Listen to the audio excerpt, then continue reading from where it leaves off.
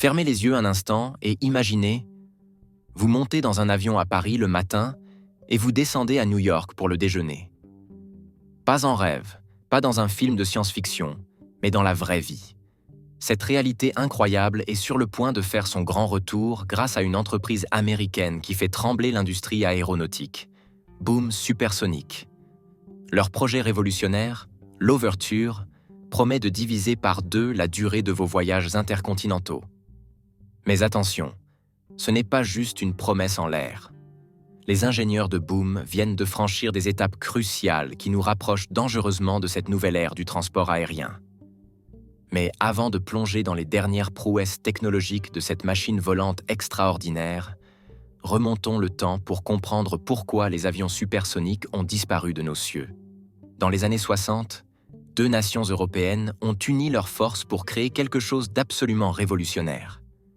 La France et la Grande-Bretagne, malgré leurs rivalités historiques, ont collaboré pour donner naissance au Concorde, un monstre d'ingénierie capable de voler plus vite que 2 fois la vitesse du son.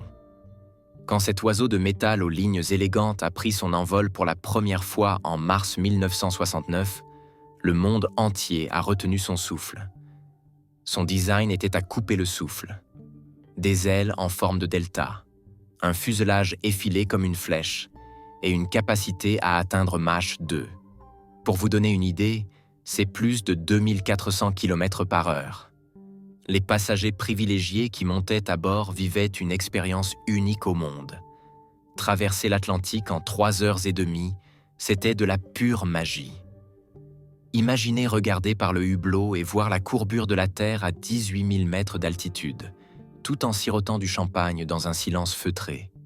Mais alors, pourquoi cette merveille technologique a-t-elle fini ses jours dans des musées? La réponse tient en quelques mots terrifiants pour toute innovation. Coûts astronomiques et contraintes techniques insurmontables. Chaque vol du Concorde coûtait une fortune en carburant, et quand les crises pétrolières des années 70 ont frappé, l'équation économique est devenue impossible.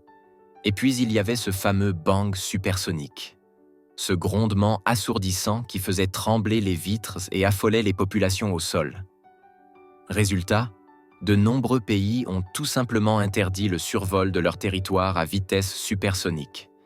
Le Concorde s'est retrouvé prisonnier des routes transatlantiques. Le clou final, un billet coûtait l'équivalent de plusieurs milliers d'euros actuels.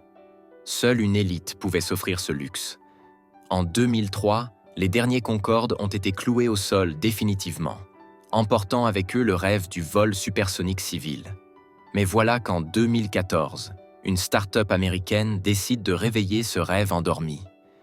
Blake Scholl, le PDG visionnaire de Boom Supersonic, refuse d'accepter que nous ayons fait marche arrière technologiquement. Sa mission ?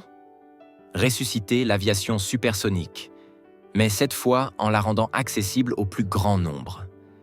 Et contrairement au Concorde qui était né dans les années 60 avec les technologies de l'époque, l'Overture bénéficie de 60 ans d'avancées technologiques révolutionnaires. Matériaux composites ultra légers, systèmes informatiques de pointe, moteurs nouvelle génération. Tout y passe.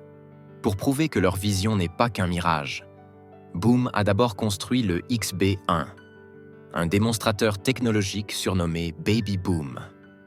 Et le 22 mars 2024, ce petit bijou de technologie a pris son envol depuis le légendaire Mojave Air and Spaceport en Californie. Ce n'est pas un hasard si Boom a choisi ce lieu mythique. C'est là que les plus grandes légendes de l'aviation ont écrit l'histoire. Le Bell X-1 qui a brisé le mur du son pour la première fois, le North American X-15 qui a frôlé l'espace, et l'insaisissable Lockheed SR-71 Blackbird. Le XB-1 marche littéralement dans les traces de ces géants. Depuis ce premier vol historique, les résultats dépassent toutes les attentes.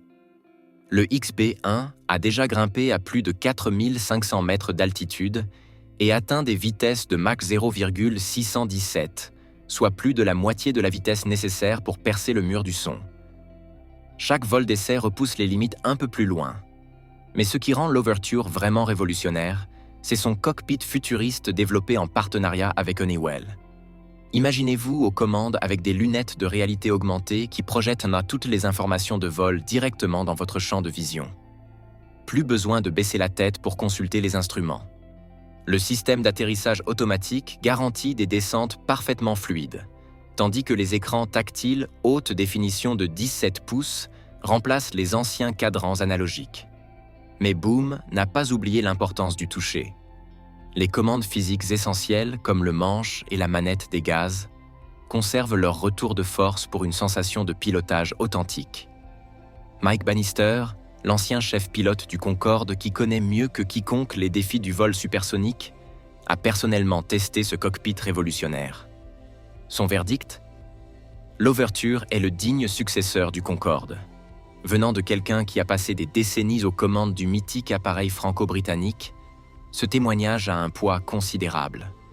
Mais le véritable secret de l'Overture réside dans son cœur, le moteur Symphony. Contrairement au Concorde qui utilisait des moteurs adaptés d'avions militaires, Symphony a été conçu spécifiquement pour l'aviation civile supersonique. Résultat ? Une efficacité énergétique inégalée et des coûts d'exploitation drastiquement réduits. Standard Aero, le partenaire stratégique de Boom, construit actuellement une usine de 9300 mètres carrés à San Antonio pour assembler et tester ces moteurs révolutionnaires. La cadence prévue ? Jusqu'à 330 moteurs par an. Chaque Symphony délivrera 3 fois plus de puissance que les 3 moteurs du XB1 réunis. Et voici la promesse qui fait rêver. Blake Scholl annonce que l'Overture permettra de voyager n'importe où sur Terre en moins de 4 heures pour seulement $100. Vous avez bien entendu, $100. Compare ça aux plusieurs milliers d'euros d'un billet Concorde. L'Overture pourra transporter entre 64 et 80 passagers à Mach 1,7, soit plus de 2005 km/h, en volant à 18 000 mètres d'altitude. Pour respecter les réglementations anti-bruit, il ne volera en supersonique qu'au-dessus des océans. Mais Boom travaille déjà sur des technologies de réduction du bang sonore qui pourraient lever cette restriction dans le futur. Et ce n'est pas tout. L'Overture fonctionnera exclusivement avec du carburant d'aviation 100% durable, marquant un tournant écologique majeur dans l'industrie aéronautique. La confiance du marché est déjà au rendez-vous. Plus de 130 commandes fermes ont été enregistrées, incluant des géants comme United Airlines, American Airlines et Japan Airlines.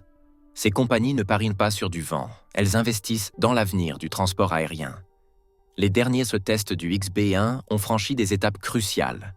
Rétractage du train d'atterrissage en vol, validation des systèmes environnementaux et surtout, l'activation du système d'excitation des vibrations pour tester la résistance de la structure.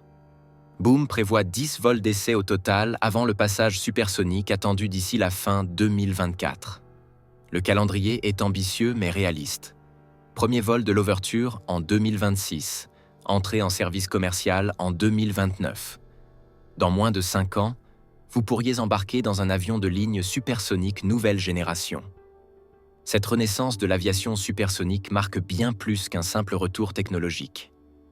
C'est la promesse d'un monde plus connecté, où les distances s'effacent et où voyager devient aussi naturel que prendre le métro.